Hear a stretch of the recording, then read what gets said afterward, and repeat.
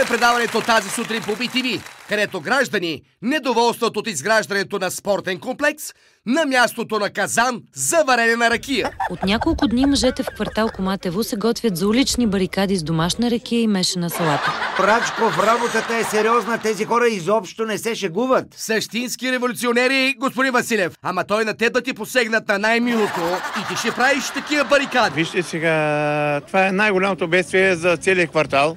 Това значи все едно квартал без църква. Много точно сравнение. Няма тайфуни, няма урагани, няма потопи. Квартал без казан си е направо като... квартал без църква.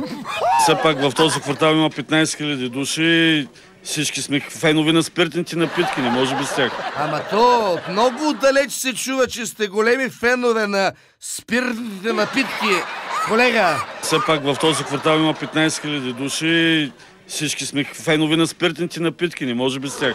Както знаем, където има фенове, винаги има и безредици. Ще се блокира околовръстното, ще се блокира Коматско шосе. Бунт ще има. Зоек, стягайте!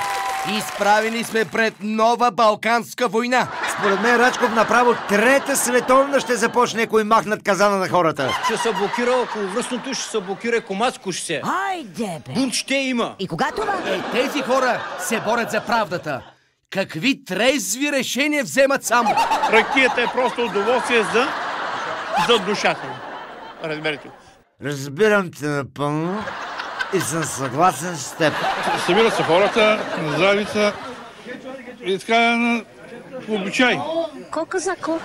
Сравняваме тази ракия с другата ракия, всяко си говори приказки и става мухабет. Той човек наистина го уважавам. Лек изказ, гладка мисъл, направо ти става мухабет. Абе, то мухабет си става, ама от общината иска да им го развалят и това си е. Всеки ден хората ме питат на мен, аз става едно обяснение, дали джубрата могат да врат утре, други ден с един месец. Защото сега почва точно сезона на гроздовата. В момента почва сезона. Как се редуват сезоните, Зоек? Тък му свърши сезона на дините и почва този на гроздовата. Защото сега почва точно сезона на гроздовата. Грозданката в миг те прави цар, докато имаш още в чашата си цяр. Добре, че ми каза, защото се чудех дали не започва сезона на сливовата. Този казан е най-добрият казан в целия район. Тук има бит сондаж 24 метра, 5000 лева струва сондажа, подпочваме вода за охлаждане. Има резервен, има генератор за резервен ток, има хладилник, има телевизор. Ако сложат пералня, сателитна антена, интернет и джакузи, този казан ще стане направо спа-център. Този казан е най-добрият казан в целия район. Казан си се пекла, по тръбичка текла ракичице, светая мъченичице, алилуя.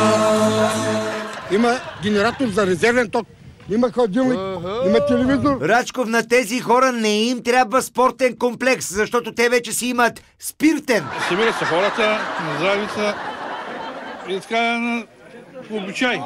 Мамо! Сравняваме тази ракия с другата ракия, всяко си говори. Молам нашите палатки, трезвеника ще си пати и ще се пробие той от срам. Става мухабет.